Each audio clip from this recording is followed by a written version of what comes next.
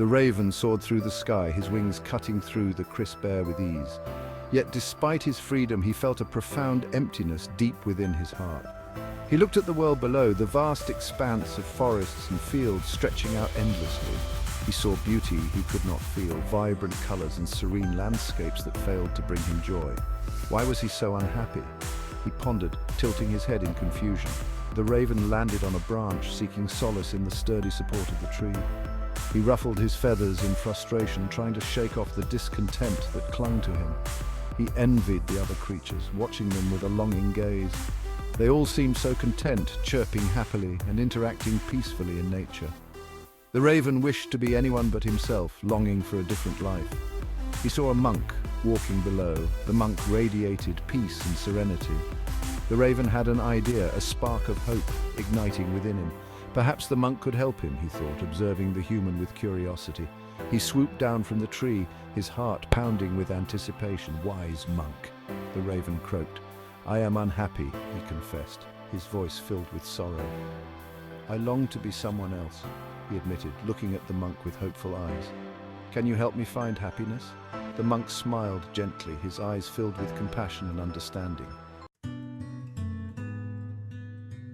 The monk listened patiently.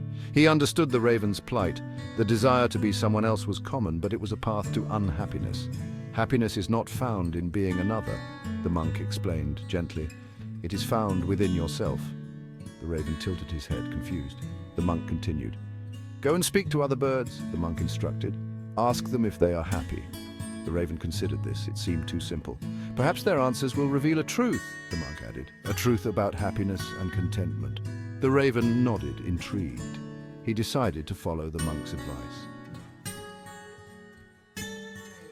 The raven flew to a shimmering lake. He saw a graceful swan gliding across the water. The swan possessed an elegance the raven envied. Beautiful swan, the raven called out. Are you happy? The swan turned its long neck. Its eyes held a deep sadness.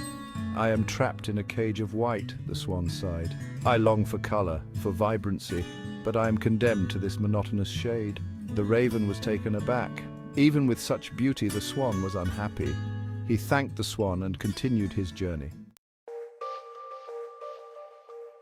Section 4. Trapped in a gilded cage. The raven's search led him to a bustling town square filled with the hustle and bustle of daily life. People moved about, unaware of the silent observer above.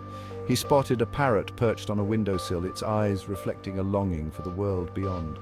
The parrot's feathers were a rainbow of colors, shimmering brilliantly in the sunlight, a true spectacle of nature's artistry. Exuberant parrot, the raven greeted, you are a vision of brilliance. Are you happy? The parrot turned its head, acknowledging the raven's presence. The parrot sighed deeply, its bright feathers seeming to dim as if a shadow had passed over them. I am a prisoner of my own beauty, the parrot lamented, its voice tinged with sorrow and regret. People admire my feathers, but not my voice. They see only my colors, not the soul within. They keep me caged, longing for freedom. The raven was astonished by the parrot's revelation, unable to comprehend such a fate. The parrot's vibrant colors were a prison, a gilded cage that trapped its spirit. He realized beauty did not guarantee happiness. As the raven flew away, he pondered the true meaning of freedom and the unseen chains that bind us. Section 5. A Peacock's Sorrow. The raven flew towards a lush forest. He heard a mournful cry. He found a peacock, its magnificent tail feathers drooping. Magnificent peacock, the raven inquired, you possess such splendor. Are you happy? The peacock shook its head sadly. My beauty is a burden, the peacock lamented. I am kept in a zoo, admired from afar. I long to roam free, to choose my own path. The raven looked at the peacock with sympathy. Even with such breathtaking beauty, the peacock yearned for freedom. Section 6. Finding solace in freedom. The raven flew back towards the monk. He had spoken to the swan, the parrot, and the peacock. None of them were truly happy.